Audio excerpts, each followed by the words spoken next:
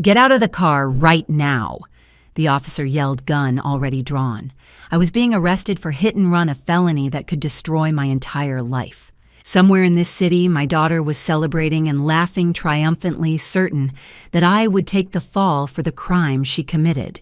I didn't resist, didn't explain as if I had accepted my fate, but what they didn't know was that their overconfidence was their biggest mistake. Thank you for being here. If that opening pulled you in, drop a comment and share what city or country you're listening from. It means more than you know. Please remember, parts of this narrative are creatively enhanced for dramatic effect. Any similarities are unintentional, but I hope the emotions and themes leave you with something worth thinking about. Turn off the engine. Drop the keys out the window. Do it now. The voice cracked through the night, sharp and amplified. Red and blue lights strobed my rearview mirror. I froze, hands still gripping the wheel of my Honda Accord. I turned the key. The engine died. I rolled down the window and let the keys fall onto the pavement. The metal clinked, the only sound in the world. Step out of the vehicle. Keep your hands where I can see them. I opened the door. December air hit my face. It was 10:05 p.m. I'd been driving home from work, Turner Financial Solutions, where I'd stayed late finishing a reconciliation report. Routine. Ordinary. Safe. Until now. Two officers approached. The one in front, broad-shouldered, mid-30s, stepped into the streetlight. "Ma'am, I'm Officer Marcus Reed with the Atlanta Police Department. Turn around and place your hands behind your back." I didn't ask why, I just did it. The cuffs closed around my wrists, cold and sharp. My shoulders pulled tight. I kept my breathing steady. Panic wouldn't help. Logic would. "You have the right to remain silent." Officer Reed said, his voice flat. "Anything you say can and will be used against you in a court of law. You have the right to an attorney. If you cannot afford an attorney, one will be provided for you. Do you understand these rights?" "Yes?" My voice came out calm, steadier than I felt. He guided me to the patrol car. The back door opened. I ducked inside the seat, hard and slick. The door slammed shut. The space smelled of disinfectant and something sour. The cruiser pulled onto Peachtree, heading west. 20 minutes to Zone 2 precinct. 20 minutes to figure out what the hell was happening. I ran through the possibilities. A mistake. A warrant I didn't know about. Mistaken identity. But the way Reed had looked at me, not confused but certain, told me this wasn't random. They thought I'd done something. My wrists throbbed. I shifted, trying to ease the pressure, and the memory hit me. 3 days ago. The Capitol Grill, white tablecloths, expensive wine, soft jazz playing in the background. My daughter had invited me, said she wanted to reconnect. I should have known better. She'd smiled across the table, her engagement ring catching the candlelight. Her fiancé hadn't come some work thing, but she'd talked about him all night. About the wedding, the Buckhead penthouse, the life she was building. "I want you to be part of it, Mom," she'd said, touching my hand. "I know we've had our issues, but I want to move forward. Don't you—" I'd nodded, I'd smiled, I'd believed her. When the check came, she waved me off. "I've got it, Mom, my treat." I'd hugged her goodbye in the parking lot, driven home thinking maybe things were going to be okay between us. Now cuffed in the back of a cruiser, I realized how stupid I'd been. Because my daughter didn't do anything without a reason. And whatever that reason was, I was about to find out. The car slowed. Through the partition, I saw the precinct ahead, low, flat fluorescent lights spilling through glass doors. Zone 2, West Midtown. Officer Reed opened the door. Cold air rushed in again. "Let's go, ma'am." I stepped out, legs stiff, heart pounding. He placed a hand on my shoulder and steered me toward the entrance. The glass doors slid open. Fluorescent light flooded my vision. A phone rang somewhere. A radio crackled with static and voices. A woman behind the desk glanced up, then back at her computer. No curiosity, just another arrest on a Tuesday night. Reed guided me down a hallway. The walls were beige. The floor tile gleamed under harsh overhead lights. We stopped at a metal door. He opened it. Inside a small room.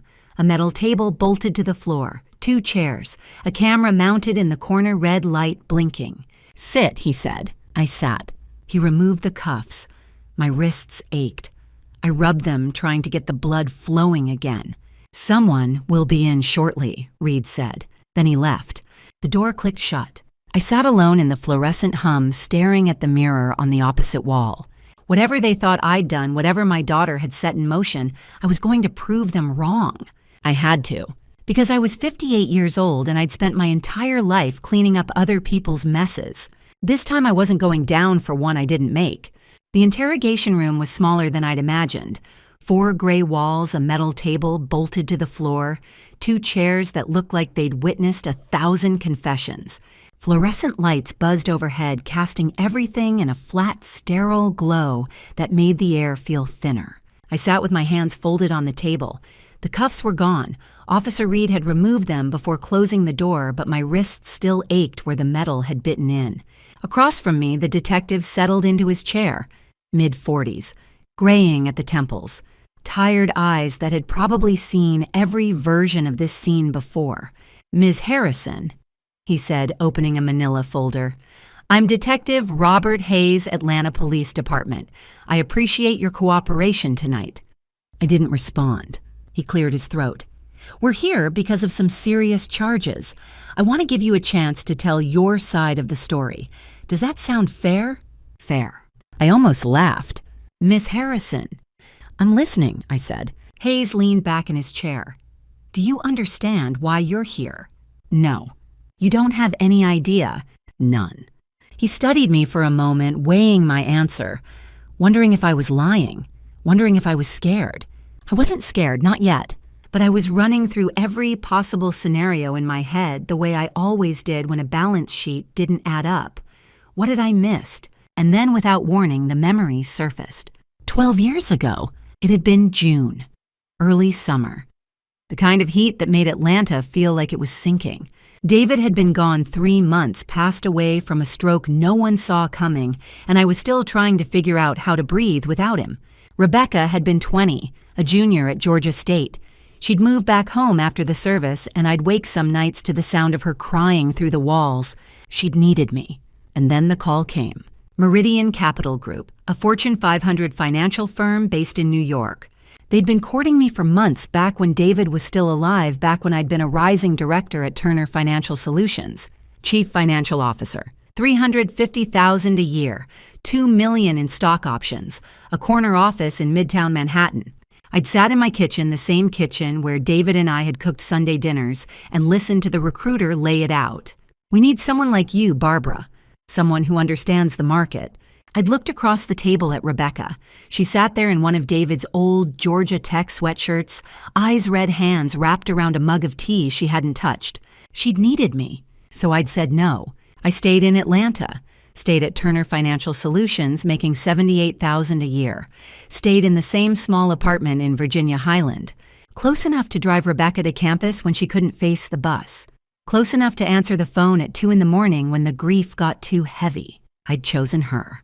And for a while, maybe a year, maybe 2, I'd thought I'd made the right choice. But sitting in that interrogation room with Detective Hayes watching me like I was a puzzle he couldn't solve, I wondered if Rebecca had ever known what I'd given up, or if she'd even cared. "Miss Harrison," I blinked. Hayes was leaning forward now, elbows on the table. "I asked if you'd be willing to cooperate." I met his eyes, steady, calm.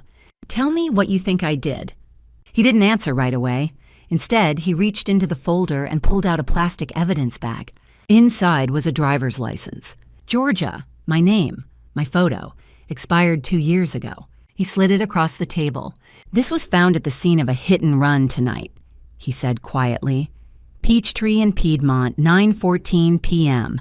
A mother and her 2 kids were in the car that got hit. She's in the ICU right now. Critical condition." I stared at the license. My hands didn't shake. My breathing didn't change. But inside, something cold settled into my chest, because I hadn't carried that license in 2 years. I'd given it to someone else. Hayes continued. "The 911 call came in at 9:47. A woman, your voice, Ms. Harrison, saying she'd hit someone and panicked." He paused. "So I'll ask you again. Do you want to cooperate?" I looked up at him. And then I said the only thing I could. That wasn't me. Hayes didn't blink. He just slid another document across the table, an incident report with too many boxes and not enough space for the truth. Let me walk you through what happened tonight, he said. 9:14 p.m. Peachtree in Piedmont. A Honda Odyssey was stopped at a red light. Driver was Emily Rodriguez, 34. Her 2 kids in the back, Isabella, 9, Miguel, 7. He let that sit. An SUV ran the red. T-boned the Odyssey on the driver's side. Emily's in the ICU right now. Broken ribs punctured lung internal bleeding. The kids watched their mother get pulled from a crushed car. I kept my face blank. Hayes tapped the report. The SUV fled, but it left something behind. He pulled out the evidence bag again, my expired license. This was wedged between the passenger seat and the center console. Your license, Ms. Harrison, found in the vehicle that nearly ended a woman's life. I said nothing. Now an expired license isn't proof on its own, so we kept digging. He pulled out a transcript. 9:47 p.m., 30 minutes after the crash.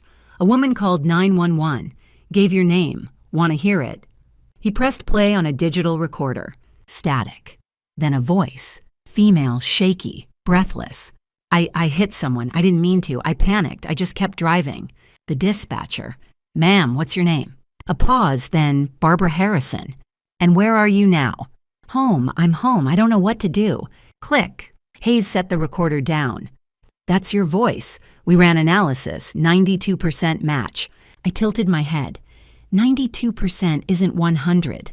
Close enough for a jury. I didn't respond. The voice was close. Too close. Whoever made that call had studied me. But it wasn't perfect. The cadence was off. The panic too performed. Hayes slid another photo across the steering wheel, a swab marked with an evidence tag. We found DNA on the wheel. Yours. Fingerprints on the door handle. Also yours. I looked up. That's impossible. I was home. Then how did your DNA get there? I don't know. Hayes leaned forward. Ms. Harrison, I've done this job for 20 years. Most of the time, people are lying. But every once in a while, someone tells the truth, and the evidence still points at them. So I'm asking one more time. Were you driving that SUV? No. Do you know who was... I hesitated, just for a second. I have an idea, I said. Then tell me. Not yet. His jaw tightened. A woman is fighting for her life. 2 kids watched their mother nearly pass away in front of them. If you know something... I do, I said. But I need to prove it first. Prove it. Hayes laughed, humorless. You're sitting in an interrogation room accused of a felony. The evidence says you did this. Your license, your voice, your DNA. Unless you've got something that says otherwise, he leaned back, crossing his arms. You're getting charged with felony hit and run, leaving the scene of an accident, causing serious bodily injury, and reckless endangerment. And if Emily Rodriguez doesn't make it, we add vehicular manslaughter. The room went quiet. I looked at him, at the exhaustion in his eyes, the assumption I was guilty because the evidence said so. And for the first time all night, I smiled. Not big, not warm, just the faintest curve at the corner of my mouth. Because I knew something Hayes didn't. I knew exactly how to prove him wrong. Give me my phone, I said. Hayes frowned. Excuse me. My phone. You took it when you brought me in. I want it back. Ms. Harrison, that's not how this... Give me my phone. I said again, calm and steady, and I'll prove it wasn't me. Hayes stared at me. His jaw worked. He was weighing it, whether I was bluffing, whether he should humor me, whether any of this was worth his time. Then slowly he stood. Wait here. He walked to the door, opened it, stepped through. The door clicked shut. I sat alone in the fluorescent glow, hands folded on the cold metal table, and I smiled again. Because whoever had set me up tonight, whoever had stolen my license, faked my voice, planted my DNA, had made one critical mistake. They'd underestimated me. The door opened. Hayes stepped through, holding my phone like evidence he wasn't sure he should hand over. He set it on the table. 5 minutes, he said, and I'm watching everything. I didn't answer. I just picked it up. The screen lit, my lock screen, the Chattahoochee River at sunrise. I entered my passcode, 6 digits, muscle memory. Hayes leaned forward, arms crossed. Skeptical. I opened the health app, tapped heart rate. The screen filled with a graph read peaks and valleys tracking my day. I zoomed in, 9 p.m. to 9:30. Here, I said, turning the phone toward him. 9:05, 62 beats per minute. Resting. I was home. Hayes squinted. That doesn't prove anything. It does. If I'd been driving, if I'd been in that crash, my heart rate would have spiked. Adrenaline, panic. I would have been at 90-100 beats per minute minimum. I scrolled. 9:14, the exact moment of the crash. 61 beats per minute. Still resting, I said. Still home. I scrolled again. 9:20, 58 beats per minute. Light sleep. The watch detected it. I was a sleep detective, not driving, not fleeing, asleep. Hayes straightened. You could have left the watch at home. I'd been waiting for that. If I wasn't wearing it, there'd be no data. The Apple Watch tracks heart rate continuously, but only with skin contact. If I'd taken it off, the graph would show nothing. No readings. Just a gap. I held up the phone. But there's no gap. It tracked me all night because I was wearing it. At home. Hayes was quiet. I could see doubt creeping in. Location data. I said, swiping to another screen. The watch has GPS. I pulled up the map. A blue dot sat fixed on the same spot for hours. Virginia Highland, my apartment. 1320 North Highland Avenue. I didn't leave. Not at 9, not at 9:14, not at 9:47 when that call was made. Hayes stared at the map, then looked up.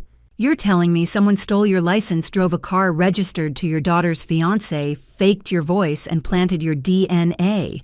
Yes, that's a hell of a setup. It is. And you expect me to believe that? I expect you to follow the evidence. Real evidence, not planted evidence. Hayes exhaled slowly, thinking, calculating. All right, let's say you were home. That still doesn't explain how your DNA ended up on that steering wheel.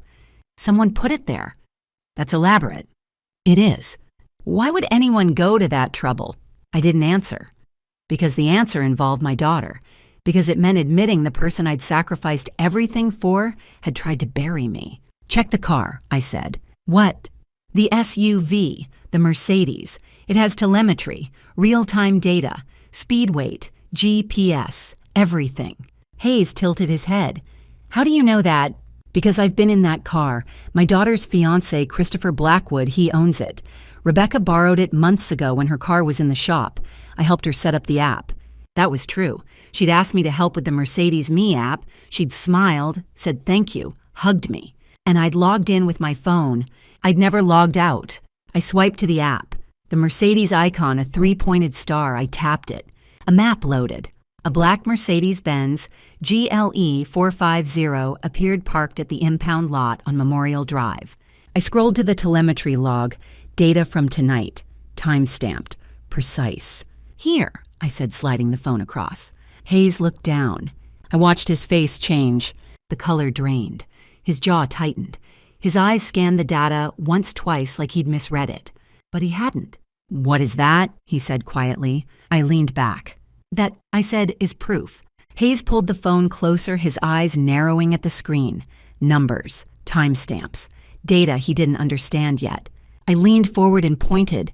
That's the telemetry log from the Mercedes. It syncs automatically to the cloud through the OBD2 system, onboard diagnostics. Every car made after 1996 has it. This one just happens to report everything in real time. Hayes looked up. What am I looking at? Weight, I said. Vehicle weight. The GLE 450 has sensors in the suspension. They measure load, driver, passengers, cargo, everything. I scrolled to 9 p.m. Here, 9:05. The car was parked. Total weight 5,240 pounds. Hayes frowned. So the curb weight of a Mercedes GLE 450, that's the weight of the vehicle with no one inside, is about 4,950 pounds, which means the person sitting in the driver's seat added 290 pounds to the total. I let that sink in. Now look at 9:14, the moment of the crash. I tapped the screen. Same reading. 5,240 pounds. The weight didn't change, I said. Same driver, same load. The passenger seat was empty. You can see that here in the sensor readout. No one else in the car, just the driver. Hayes was still frowning, but I could see him working through it. The driver weighed approximately 290 pounds, I said, but that includes clothing, shoes, maybe a phone or wallet. Strip all that away, and the person behind the wheel weighed somewhere between 160 and 180. I paused. I weigh 132 pounds, detective. I'm 5'6". There's no scenario where I add 290 pounds to that car. Hayes straightened. He didn't say anything, but his jaw had tightened. The math doesn't work, I said. Physics doesn't lie. Whoever was driving that SUV was significantly heavier than me. Then who? Check the registration, I said. Hayes pulled out his phone. A few taps. His screen lit up with DMV records. Vehicle owner, he read aloud. Christopher Blackwood, Buckhead address. He looked up. Your daughter's fiancé. Yes. And he weighs... I don't know, I said. But I know my daughter does. Hayes waited. I met his eyes. Rebecca weighs 168 pounds. The room went still. Hayes stared at me. Not with suspicion anymore. With something else. Realization, maybe. Or disbelief. You're saying your daughter... I'm saying the weight matches, I said. I'm saying the car belongs to her fiancé. I'm saying my expired license was in that car. I'm saying someone made a 911 call in my voice 30 minutes after the crash. And I'm saying I was home, asleep, with data to prove it. I paused. Now you tell me, detective. Does that sound like a coincidence? Hayes didn't answer. He was thinking. Hard. I could see the gears turning. The case he'd thought was open and shut was coming apart in his hands. Why? He said finally. Why would your daughter do this? I didn't answer right away. Because the answer hurt. Because the answer was 12 years of sacrifice, $148,000 in bailouts, and a CFO job I'd walked away from. Because the answer was love that had been weaponized. I don't know, I said quietly, but I'm going to find out. Hayes set his phone down. He rubbed his face with both hands, exhaling slowly. All right, he said. Let's say I believe you. Let's say someone set you up. That still doesn't explain how they got your DNA on the steering wheel, or your fingerprints, or... The phone logs, I said. What? I swiped to another screen. Call history, timestamps, numbers. Let me show you the phone logs. Hayes looked down, and his face changed again. I swiped to another screen. Call logs. Rows of timestamps numbers. I'd dialed numbers that had called me. But I wasn't showing him my calls. I was showing him the absence of one. The 911 call. I said, you told me it came in at 9:47 p.m. Hayes nodded. That's right. Check your dispatch records. Find out what number it came from. He frowned. We already know it was... Check it, I said. Hayes hesitated, then pulled out his laptop. A few keystrokes. His screen lit up with the dispatch log from tonight. He scrolled to 9:47 p.m. His eyes scanned the entry, then stopped. 404-555-147. He read aloud. Registered to Christopher Blackwood. I didn't move. Not my number, I said quietly. Not my phone. Not my voice. Hayes looked up. The voice analysis. Was close, I said. 92%, but not perfect. Because it wasn't me. He stared at the screen, then back at me. Where did the call originate? I asked. Hayes clicked through the metadata. Cell tower triangulation puts it Buckhead. Zip code 30305. Christopher's address, I said. His penthouse is on Peachtree Road, 32nd floor. Hayes was quiet. I live in Virginia Highland, I continued. Zip code 30306, east of Midtown. That call didn't come from my apartment. It came from his. Hayes closed the laptop slowly. I could see him putting it together, the license, the SUV, the fake call, the planted DNA, all of it pointing back to one place, Christopher Blackwood. And Rebecca. 3 nights ago. I said Rebecca invited me to dinner, the Capitol Grill. She said she wanted to reconnect, that she was sorry for how things had been between us. I paused the memory, sharp and bitter. She was charming, warm. She talked about the wedding, about how much she wanted me to be part of her life again. And then near the end of the meal, she asked to see my wallet. Hayes frowned. Why, she said she liked it, said it looked new. I handed it over. She held it for maybe 30 seconds, admired the leather, handed it back. I exhaled slowly. I didn't notice until tonight, but my old driver's license, the expired one I'd kept in the back pocket, was gone. Hayes didn't say anything. She took it, I said. Right there at the table, while I was sitting across from her, thinking maybe we could fix things, thinking maybe she'd changed. My voice didn't break. I didn't let it. She stole my license. She and Christopher used it to frame me. They drove his SUV, planted the license in the car, called 911, pretending to be me, and somehow got my DNA on the steering wheel. How? Hayes asked. How would they get your DNA? I don't know, I said, but I'm going to find out. Hayes leaned back in his chair. He looked exhausted, frustrated, and for the first time tonight uncertain. Ms. Harrison, he said carefully, what you're describing is elaborate. It's conspiracy. It's premeditated. It's the truth, I said. But why would your daughter do this to you? I didn't answer right away, because the answer was too big, too painful. Because the answer meant admitting I'd spent 12 years raising someone who wanted to destroy me. I don't know, I said quietly. But that was a lie. I knew exactly why. Hayes rubbed his temples. Even if everything you're saying is true, I can prove it, I said. He looked up. How? I picked up my phone again, swiped to a different app, a small icon, a blue circle with a white camera in the center. Nest Cam. Hayes frowned. What is that? Live feed, I said, from Christopher's penthouse. His eyes widened.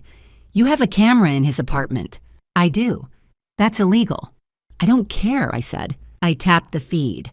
The screen went black for a moment. Then it loaded. The screen filled with soft light. A living room came into focus. High ceilings, floor-to-ceiling windows overlooking the Atlanta skyline furniture that probably cost more than my entire year's salary. Marble floors. A chandelier that caught the light like scattered diamonds. Christopher's penthouse. And sitting on the cream-colored sectional wine glasses in hand were Rebecca and Christopher. Hayes stared at the screen. What is this? Live feed, I said, from inside the penthouse. How did you... 2 weeks ago, I said Rebecca invited me over. She said she wanted to show me the place, that she was excited about the wedding and wanted me to see where they'd be living. I paused. I went. I smiled. I told her how beautiful it was, and while she was giving me the tour, I installed a camera. Hayes looked at me. You what? A Nest Cam, I said. Small, wireless. I hid it on a bookshelf in the living room. She never noticed. Miss Harrison, I knew something was wrong, I said quietly. I didn't know what, but I knew. The way she'd been pulling away, the way Christopher looked at me like I was expendable. I just wanted to know what I was dealing with. Hayes exhaled slowly. That's illegal surveillance. Georgia is a one-party consent state. You need permission from at least one person in the conversation to record. You weren't part of that conversation. No, I said, I wasn't. Which means anything on that feed is inadmissible in court. It's fruit of the poison tree. A defense attorney would tear it apart. I don't care. Hayes frowned. You should. A woman is in the ICU right now. I said, my voice harder than I intended. Emily Rodriguez, 34 years old. 2 kids who watched their mother get pulled from a crushed car. And you want to argue about the legality of a camera I installed in my daughter's home? Hayes didn't answer. You told me I was a suspect, I said. You told me the evidence pointed at me. I just proved it didn't. I proved I was home. I proved the weight was wrong. I proved the call came from Buckhead, not my apartment. And now I'm about to prove they set me up. I held his gaze. So you can arrest me for illegal surveillance later. But right now, detective, you're going to listen. The room was silent except for the faint hum of the fluorescent lights overhead. Hayes looked at the phone, then at me. Then slowly he leaned forward. Turn up the volume, he said. I tapped the screen. The audio icon brightened. At first there was nothing, just the ambient sound of the apartment, the faint clink of glass on glass. Then voices. Muffled at first, distant, but clear enough. Rebecca's voice, light, almost laughing. I can't believe it actually worked. Christopher's voice, deeper, amused. I told you it would. I know, but still, the license, the call, the whole thing, it's insane. It's thorough, Christopher said. That's the difference. Rebecca laughed again. A sound I used to love, a sound that now felt like a knife. Hayes was frozen, staring at the screen. I didn't move. I just watched my daughter, 32 years old, the girl I'd raised, the girl I'd sacrificed a career for, sitting on a couch, worth more than my car sipping wine, talking about how they'd framed me. Do you think she knows? Rebecca asked. The question hung in the air. Christopher's response was cut off by static just for a second, but Hayes was already reaching for his radio. I didn't stop him. I just sat there watching the screen, watching my daughter, and I listened. Christopher's voice came through the speaker, clear and cold. She has no idea. The cops probably have her in cuffs right now. Rebecca laughed. The kind of laugh I used to love, bright, genuine, but this wasn't that laugh anymore. Good, Christopher said. She deserves it. She does, Rebecca agreed. She took a sip of wine, set the glass down. She's always been so mediocre. You know. Christopher leaned back. What do you mean? I mean she had chances. Real chances.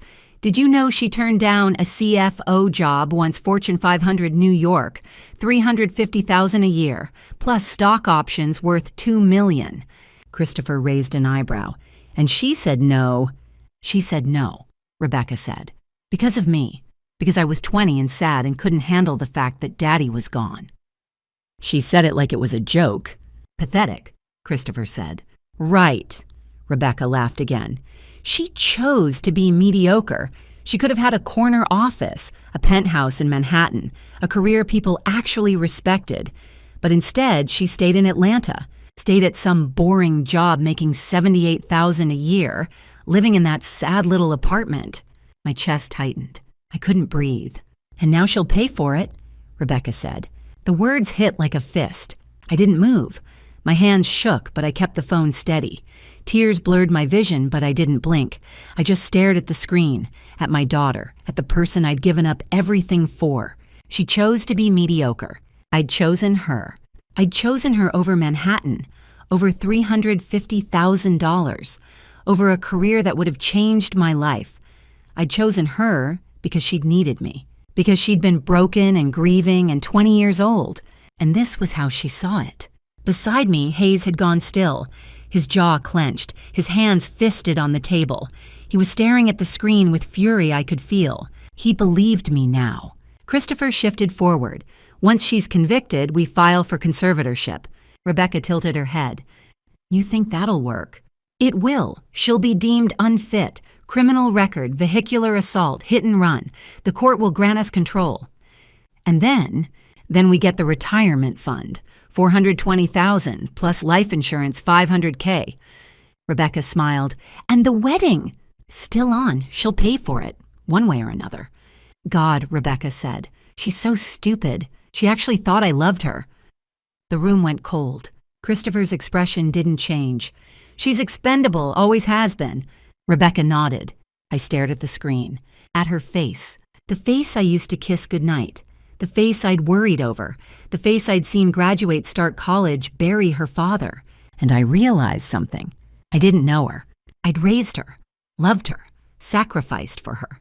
But I didn't know her at all. Hayes moved. His hand went to his radio. But I didn't stop watching. I needed to see this. Every word, every smile, every dismissal of 12 years of my life. I needed to remember. How long do you think it'll take? Rebecca asked. Not long, a few months. Once the trial's over, once she's convicted. Rebecca exhaled. I can't believe we actually pulled this off. We did. They clinked their glasses together. A toast. To my destruction. I watched. I listened. I did not move. If you're still here, comment still here. So I know you're walking this with me to the very end. And if you were in my position hearing your own child speak about you that way, what would you do? Would you forgive, confront, or walk away for good? A gentle note before we continue: some elements in the next part have been heightened for storytelling and reflection. If this isn't something you wish to keep listening to, you're free to step away here. Christopher leaned forward, his voice dropping into something clinical, businesslike. Conservatorship gives us full control, he said. Her retirement fund, $420,000, plus the life insurance policy, $500K. That's $920,000 total. Rebecca's eyes brightened. And the wedding? Still on, Christopher said. Your mother's paying for it, one way or another. Rebecca laughed, sharp, delighted. $1.2 million for a wedding she won't even attend. Exactly. God, Rebecca said, shaking her head. She's so stupid. She actually thought I loved her. The words didn't land like the others. They didn't hit like a fist. They opened me up, like a knife sliding between ribs. Clean, precise, straight to the center. I felt my chest crack open. Not metaphorically. I felt it. The air left my lungs. My hands started shaking. The phone trembled in my grip, but I didn't let go. I couldn't. I had to keep watching. I had to see all of it. Tears blurred my vision. I blinked and they fell. Hot, silent. I didn't wipe them away. Christopher's voice continued distant now, like I was hearing him through water. "She's expendable," he said. "Always has been." Rebecca nodded, sipped her wine, smiled. And I realized something. She meant it. This wasn't anger. It wasn't resentment. It wasn't even cruelty for cruelty's sake. She genuinely believed I was worthless, that I'd always been worthless. That choosing her, giving up New York, giving up $350,000, giving up a corner office, and a life that could have been something had been a mistake. My mistake. Evidence of my mediocrity. Not sacrifice. Stupidity. I thought about the last 12 years. The $45,000 I'd paid for her DUI lawyer. The $68,000 in credit card debt I'd cleared. The 8 months I'd let her live with me after she lost her job. The 2 a.m. phone calls when the grief got too heavy. The Capitol Grill dinner 3 nights ago when she'd smiled and hugged me and told me she wanted me in her life. When she'd stolen my license. $148,000. 12 years. A career I'd walked away from. And she thought I was expendable. Beside me, Hayes moved. He stood abruptly, his chair scraping loud against the tile floor. His hand went to his radio, his voice sharp, controlled. "This is Detective Hayes, Zone 2. I need a unit dispatched to 3350 Peachtree Road, Northeast Buckhead. 32nd floor penthouse unit. Suspects in custody for vehicular assault, hit-and-run conspiracy to commit fraud, and filing a false police report. I need them now." A crackle of static, then a voice. "Copy that, detective. ETA 14 minutes. SWAT en route." Hayes clipped the radio back to his belt. Then he looked at me. Really looked at me. And I knew what he saw. Tears on my face, hands shaking.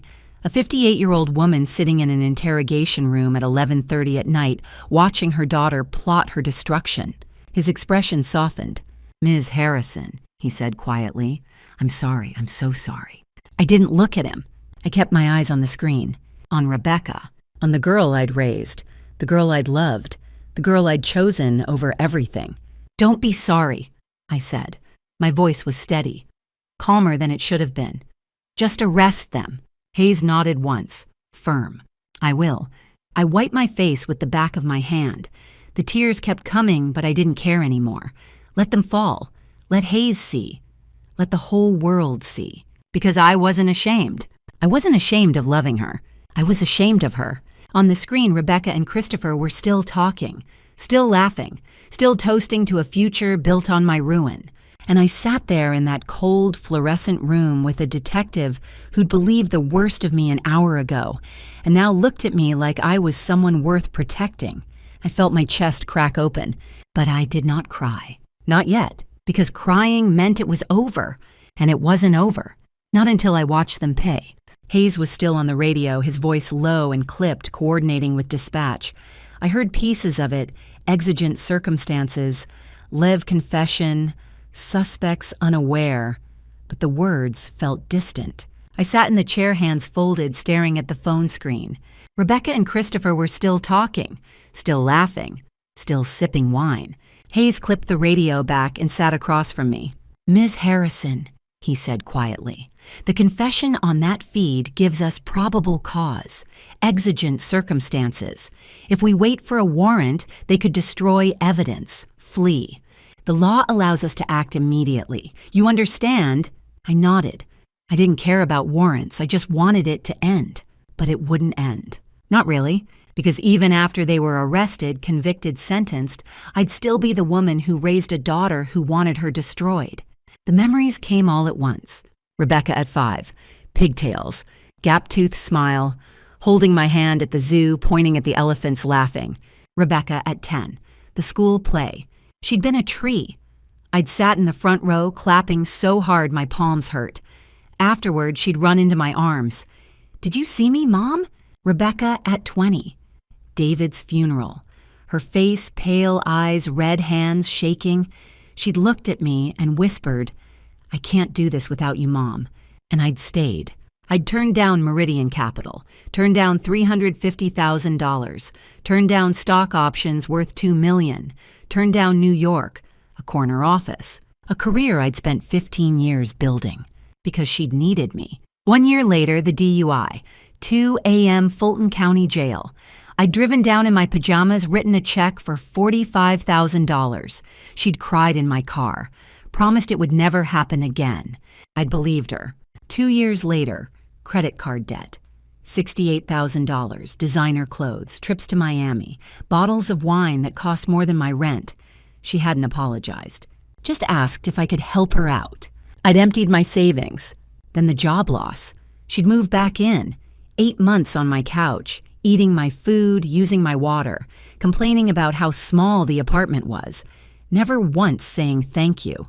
$148,000, 12 years. Everything I had, and she thought I was expendable.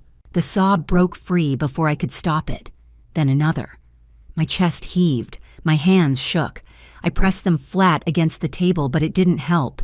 The tears came fast, hot, choking. "I gave her everything," I whispered. My voice cracked. "Everything." Hayes didn't move for a moment. Then softly, "You did, Miss Harrison," and she threw it away. I couldn't look at him. I just stared at the table, at my hands, at the tears dripping onto the metal surface. "You're free to go," Hayes said. "All charges dropped. I'll have the paperwork ready within the hour. You can walk out right now." I looked up. My face was wet. My eyes burned. "But if you want," Hayes continued gently, "you can stay. You can watch. When SWAT gets there. When they make the arrest." He paused. "It's going to be hard, watching your daughter get taken into custody, seeing her in handcuffs. Are you sure?" I wiped my face with the back of my hand. My breath was uneven, but I steadied it. "Yes," I said. Hayes watched me, then nodded. "All right." He checked his watch. "SWAT ETA 4 minutes. I turned back to the screen. Rebecca and Christopher were still there, still oblivious, still celebrating. And I sat there, tears drying, hands trembling, heart shattered, waiting. Because I needed to see her face when they came. 11:50. The screen flickered, then movement. The penthouse door exploded inward. Not a knock, not a warning, just a crack like thunder. And then black-clad figures poured through the doorway. SWAT. Hands up, Atlanta police, don't move. The commands came sharp, overlapping a wall of sound that filled the living room. Rebecca screamed. The wine glass slipped from her hand and shattered on the marble floor, red liquid spreading like a stain. Christopher stood, his face draining of color. He looked toward the hallway, toward the bedroom maybe, or a back exit, and took a step. He didn't make it 2 feet. An officer tackled him from the side, driving him down onto the couch.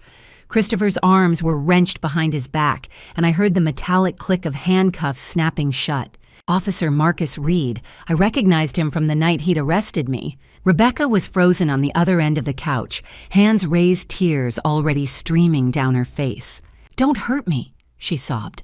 "Please don't hurt me." Officer Brandon Scott approached slowly, calmly. "Ma'am, put your hands behind your back." "I didn't do anything." "Hands behind your back, now." Rebecca complied, still crying. Scott cuffed her, his movements efficient, professional. Hayes' voice crackled through the phone speaker.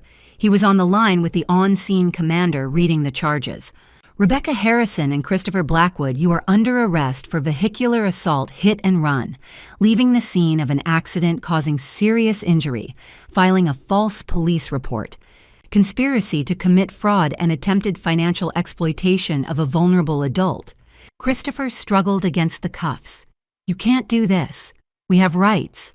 This is a legal search, and you have the right to remain silent." Officer Reed said, his voice flat. "Anything you say can and will be used against you in a court of law. You have the right to an attorney. If you cannot afford an attorney, one will be appointed for you." And then Rebecca's eyes found it.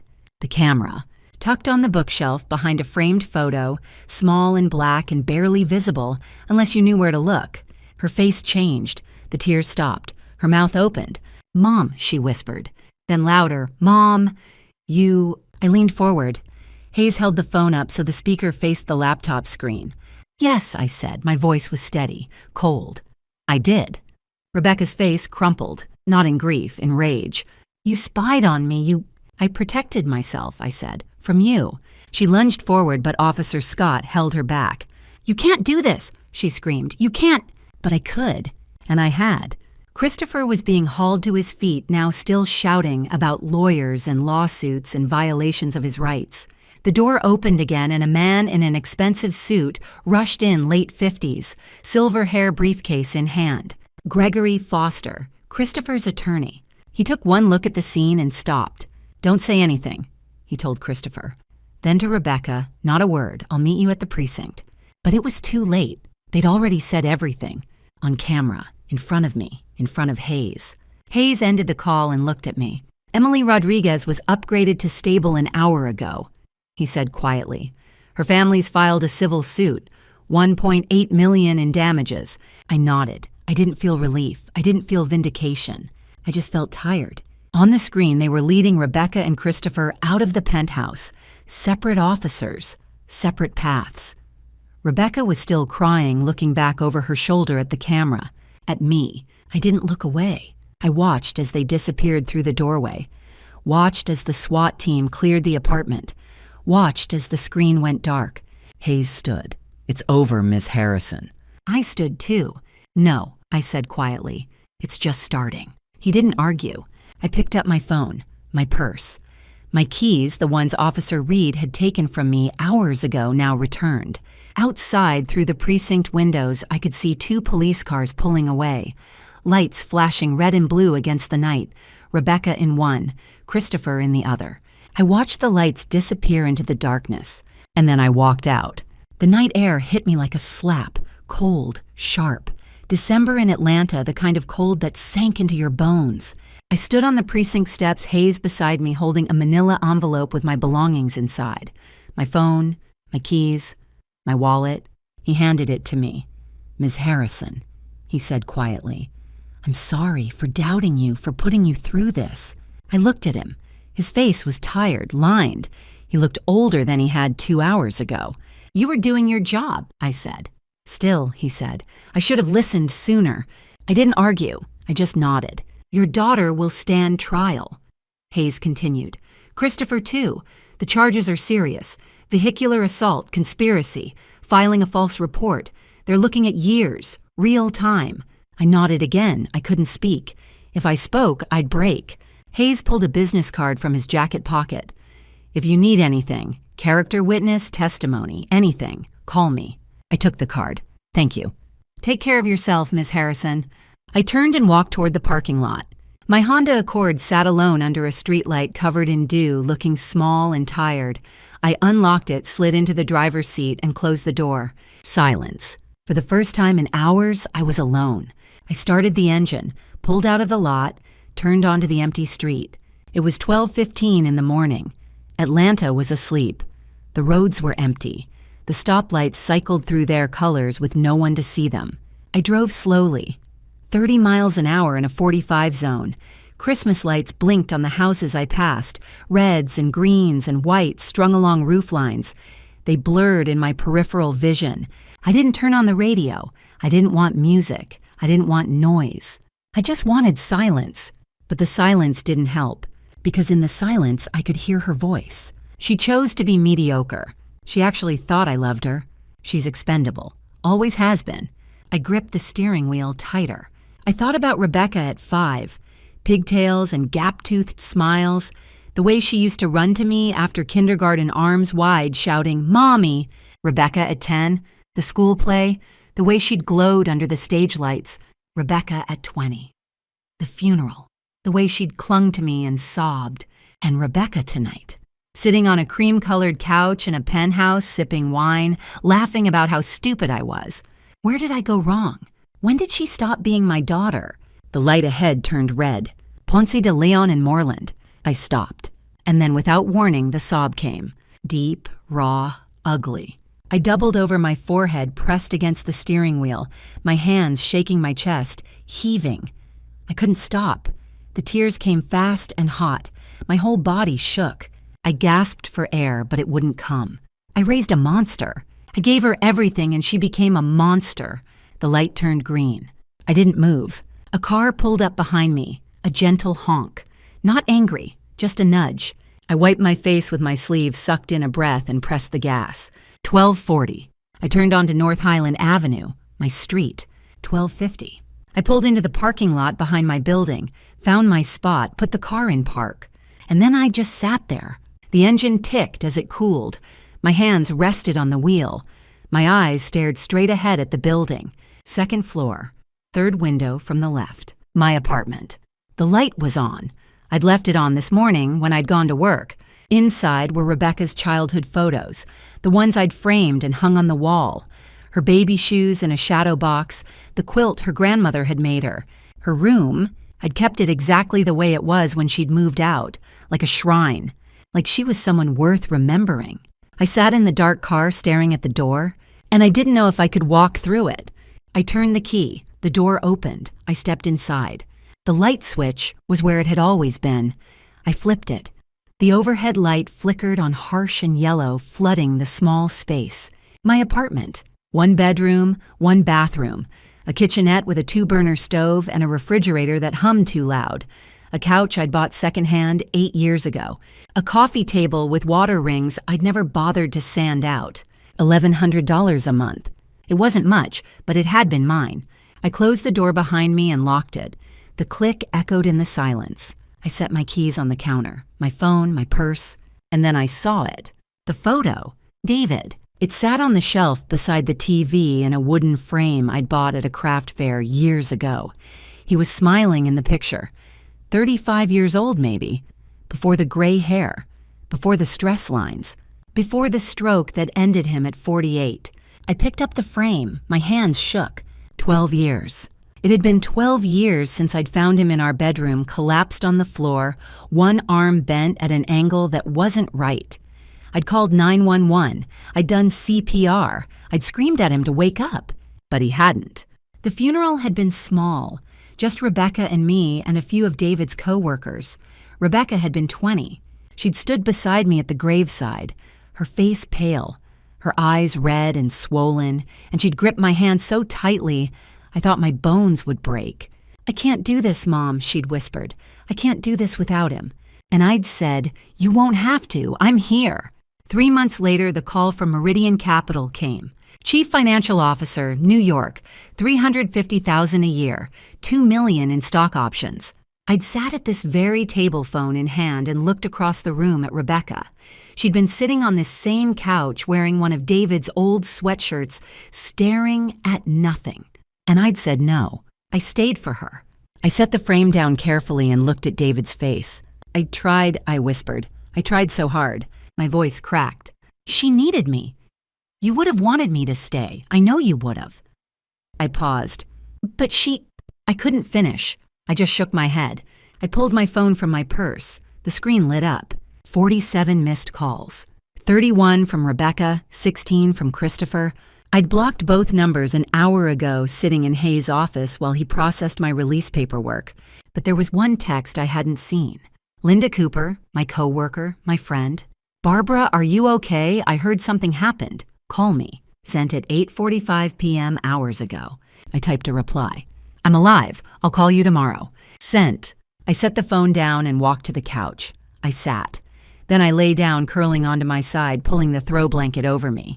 I closed my eyes, but I couldn't sleep. Every time I started to drift, I heard her voice. She chose to be mediocre. She's so stupid. She's expendable. I opened my eyes, stared at the ceiling, the crack in the plaster I'd been meaning to fix for 3 years. 1 a.m., 2 a.m., 3 a.m. The hours crawled by. I replayed everything. The arrest, the interrogation, the evidence, the live feed. Rebecca's face when she realized I'd been watching. The look in her eyes. Not guilt. Rage. At 4 a.m., I got up and made tea I didn't drink. At 5 a.m., I sat by the window and stared at the dark street below, and then slowly the sky began to lighten. Gray, then pale blue, then streaks of pink along the horizon. 6:15 a.m. The sun rose. I watched it through the window, my hands wrapped around a cold mug, my body exhausted but my mind too sharp to rest. I had survived. But I was not the same. I would never be the same. And I knew sitting there in the pale morning light that I had to decide, forgive her or let her go. I didn't know which one I could live with. 6 months later, I sat in a small cabin in Boulder, Colorado, watching the sun rise over the Flatirons. The mountains were quiet. The air was thin and cold and clean. And for the first time in months, I could breathe. I'd moved here 4 months ago, early retirement. Turner Financial had offered a severance package, and I'd taken it. Packed up the Virginia Highland apartment, donated most of what I owned, drove west. I didn't tell anyone where I was going, except Linda Cooper, my coworker, my friend. She'd visited once 2 months ago and brought news I hadn't asked for but needed to hear. Rebecca had been sentenced. 9 years, Georgia State Prison, hit and run causing serious bodily injury, vehicular assault, conspiracy, filing a false police report. Parole eligible in 9 years. Christopher got 7, separate facility, aiding and abetting. He'd tried to cooperate, tried to pin everything on Rebecca, but it hadn't worked. They'd both gone down. The civil suit had gone through, too. Emily Rodriguez had filed for $1.8 million in damages. The court ruled in her favor, jointly liable. Rebecca and Christopher would be paying it off for the rest of their lives. Wage garnishment, asset seizure. The wedding had been canceled. The Blackwood family had disowned Christopher, cut him off completely. And Gregory Foster Christopher's expensive lawyer had dropped Rebecca the moment she couldn't pay his $650 an hour fees. Public defender instead. Linda had told me all of this while sitting at my kitchen table drinking tea, her face carefully neutral. "How do you feel?" she'd asked. I'd thought about it. "I don't know," I'd said. I'd paid $148,000 over 12 years to raise Rebecca, bailed her out, covered her debts, sacrificed a career, and she'd repaid me with a prison sentence. For herself. There was irony in that, but I didn't feel vindicated. I just felt tired. I'd started volunteering 3 months ago, a victim advocacy nonprofit here in Boulder. They ran support groups for accident survivors, people whose lives had been shattered by someone else's choices. I facilitated one of the groups, mothers mostly, mothers whose children had hurt them. I understood them. It helped, not in a way that fixed anything, but in a way that made the days easier. Linda had asked me if I'd visited Rebecca in prison. I'd said no. "Are you going to?" "No." "Why not?" I'd looked at the mountains. "Because I had to let her go," I'd said. If I didn't, she'd take the rest of my life, too. Linda had nodded, hugged me goodbye, driven back to Atlanta. I hadn't heard from Rebecca until today. The mail had come an hour ago. I'd walked to the mailbox and pulled out the usual a utility bill, a flyer, a postcard, and an envelope, prison mail. Georgia Department of Corrections, return address Women's Facility in Metro Atlanta. Inmate number 2547893, Rebecca Harrison. I'd stood there holding it. I could see the handwriting through the thin paper, slanted, messy, desperate. "Mom, I'm sorry, please." I'd walked back to the cabin, set the envelope on the kitchen table, made coffee, sat down, and stared at it. She wanted forgiveness, or maybe she just wanted money, or a character witness letter for parole. I didn't know. And I realized I didn't need to know. I stood, walked to the desk by the window, opened the drawer, and placed the letter inside, unopened. Maybe one day I'd read it, maybe not, but today I chose myself. I held the letter. I did not open it. I sat by the window, the unopened letter on the table beside me, and watched the light change over the mountains. The snow on the peaks glowed pink in the morning sun. The sky was endless and blue, and the silence, the deep, clean silence of this place pressed against me like a blanket. I'd learned something that night in the precinct. Something I should have learned years ago. Love without boundaries is not love. It's self-destruction. I thought about all the times I'd said yes when I should have said no. All the times I'd bailed Rebecca out, covered her mistakes, absorbed her chaos into my own life, because I thought that was what mothers did. I thought about the CFO job. $350,000 a year, $2 million in stock options, a corner office in Manhattan overlooking Central Park, a career people spent their entire lives chasing. And I'd said no, because Rebecca had been 20, because she'd been grieving, because she'd looked at me with red, swollen eyes and said, "I can't do this without you, Mom." So I'd stayed. I'd stayed in Atlanta, stayed at Turner Financial making $78,000 a year, stayed in a one-bedroom apartment that cost $1,100 a month, stayed small, stayed safe, stayed close, for her. And then a year later, the DUI, $45,000 for a lawyer, money I'd saved for a decade gone in a single check. 2 years after that, the credit card debt, $68,000, designer clothes and trips to Miami and bottles of wine she couldn't afford. I'd paid it. Then the job loss, 8 months on my couch, eating my food, using my utilities, never once saying thank you. I'd let her, because I'd thought that was love. I'd thought unconditional love meant no limits, no boundaries, no lines you didn't cross. I was wrong. Unconditional love doesn't mean unconditional access. It doesn't mean erasing yourself to make room for someone else's dysfunction. It doesn't mean lighting yourself on fire to keep someone else warm. I understand that now. I looked at the drawer where I'd placed the letter. Rebecca's handwriting slanted and desperate. "Mom, I'm sorry, please. Forgiveness is not reconciliation. I can forgive the 20-year-old girl who lost her father and clung to her mother because she didn't know how to survive alone. I can forgive the child who needed me, but I cannot reconcile with the 32-year-old woman who looked at a camera, sipped wine, and called me mediocre, who laughed about how stupid I was, who planned my destruction with the man she was going to marry. I can forgive her pain. I cannot reconcile with her choices. Maybe one day I'll read that letter. Maybe one day I'll visit her, sit across from her in a prison visiting room separated by plexiglass, and listen to whatever she has to say. Maybe. But not today. Today I choose myself.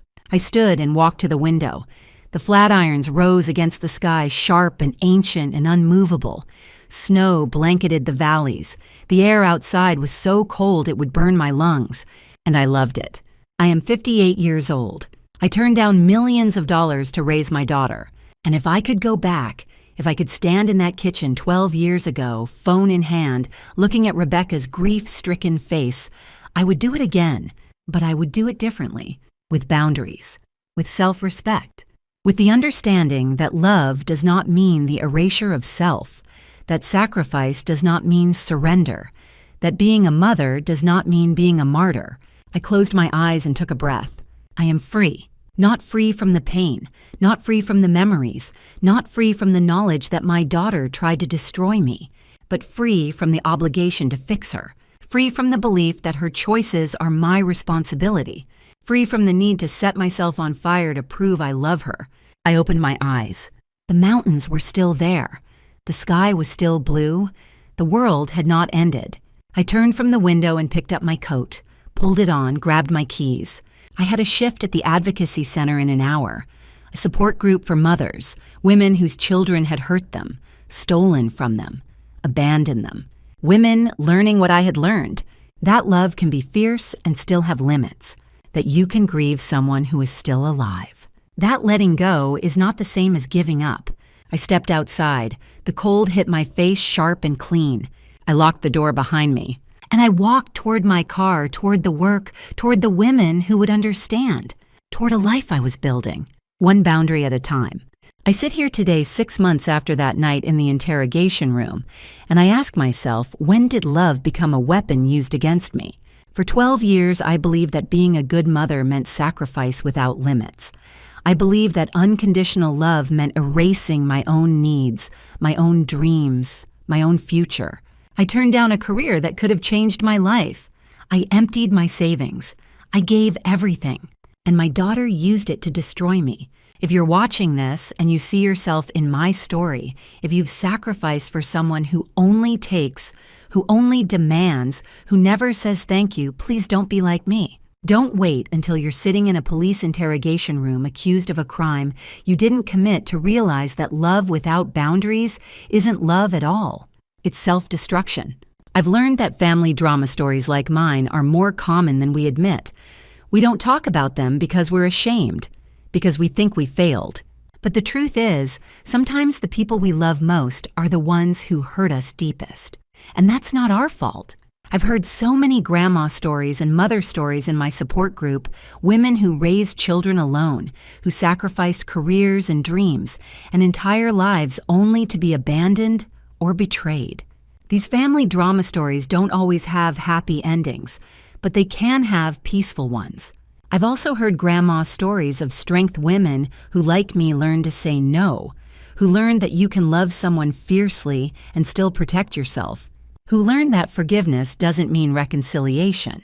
And I've shared my own story with other mothers, adding to the collection of grandma stories that teach us the hardest lesson: sometimes loving someone means letting them go. My lesson boundaries are not walls. They're bridges to self-respect. God gives us the capacity to love deeply, but He also gives us the wisdom to know when love has become harm. I believe He wanted me to survive this. Not just survive, but to help others do the same. So here's what I want you to take from these family drama stories from my experience. Love your children. Love them fiercely. But do not erase yourself in the process. Do not sacrifice your dignity, your future, your soul.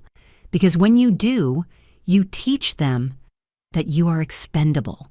And one day they will believe it. I made that mistake. Don't make it too. Thank you for walking this journey with me to the very end. I'd love to hear your thoughts in the comments. What would you do if you found yourself in my situation? Facing betrayal from someone you'd sacrificed everything for your perspective means everything to me. If this story touched something in you, I hope you'll consider subscribing so you don't miss what comes next. A gentle note. While this narrative draws inspiration from real-life dynamics and social themes, certain elements have been dramatized for storytelling purposes. If this content doesn't resonate with your preferences, feel free to explore other stories that might suit you better. But if it did resonate, if you've lived through your own version of these painful family drama stories, know this: you are not alone. You are not expendable. And you deserve peace. I found mine. I hope you find yours too.